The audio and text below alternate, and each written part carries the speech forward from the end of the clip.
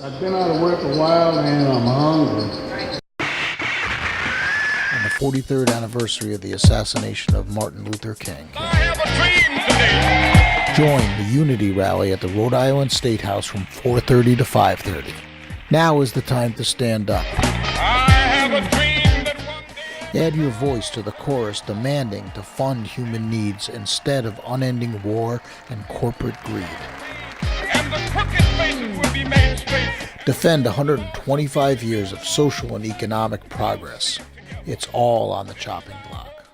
Working people, black, white, Hispanic, economically depressed, need to stand together and say, we're fed up and we're not going to take it anymore, and we got to band together and we got to work together and we got to stand up and say, no, we're not going to take it. It isn't our fault that America, there aren't any jobs. We're willing to work. It's not our fault that the pension crisis goes down. I need a J-O-B. So we can EAT. I believe in unity, and I believe that one person can do it. One person will actually trigger something where somebody else is going to join. This isn't funny. We're no fool. The banks took our money. Now give it to the school. Of course, we know we need to educate our youth, and we need to get them more involved and make them feel as though they are important and they can make a change. Whether we are in Providence, or whether we are in Madison, or whether we are in Columbus, we are about making a difference in the lives of kids.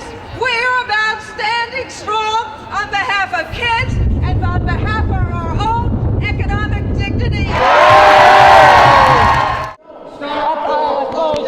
Save our schools.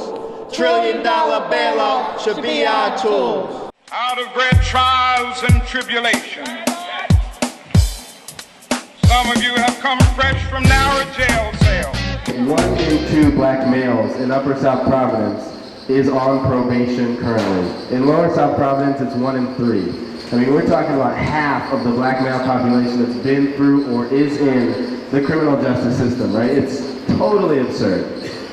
So I think it's really hard to sort of figure out how we're going to wrestle with those issues today, how we're going to fight them, how we're going to take a stand against them, because our history isn't going to keep going that way, right? We're not going to tolerate that any longer. The prison systems seems to be a business. It doesn't really reinvent to help you when you return to society if you've been apprehended on a non-violent crime. That's right. And you come out here and try to make a difference in your life, and you get smacked down so rough that you just want to run back to prison. And that's what I've seen within the folks that's on the highways, that cleans up the highways and stuff, working for $2 a day, and that's slavery. Y estamos, y no nos vamos, y si nos echan, nos regresamos. 1, we are the people. 2, a little bit louder. 3, and we want justice for our people. For going forward, we need to start looking at this as a class struggle. Okay? Go ahead, give it up. And I can explain to you. This is what we're talking about. We're talking about how even in my organizing in the way that I try to recruit people into the work we do, the money and we gotta start looking at working class struggle doesn't reflect the people who are and the ruling class. Struggle. Because if we look at the working class, is because that would give us more of a collective, out of balance. There's people common string that connects us all. I have a dream that one day this nation will rise up. The Tunisian people inspired the Egyptian people, who inspired the Wisconsin people, who inspired us to come out today in defense of 75 years of social and economic progress, which is everything is on the chopping block, and we better stand up and stand together now. Everything, every social and economic benefit, right, and law that we thought was sacrosanct is on the chopping block.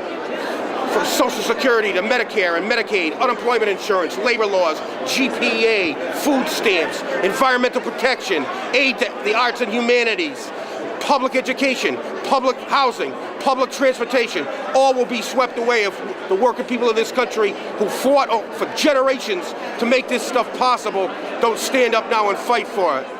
Wages have stayed the same or gone down since the 70s, and the cost of living has gone up and up. Unions have been smashed in the private sector, and now some of the richest people in the country are coming together to figure out how to smash the public unions and the state workers as well. Social workers and teachers and laborers, janitors, clerks, all kinds of people. We can afford wars. We can afford tax breaks to rich people. We can afford bailouts for the richest people. But let's not talk about that stuff where the real money is.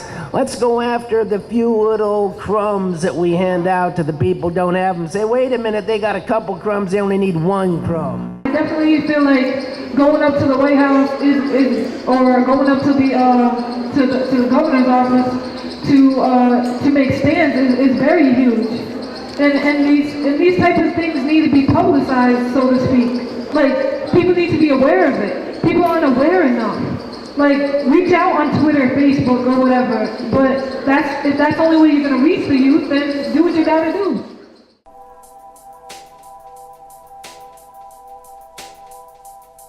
For the consciousness of the nation.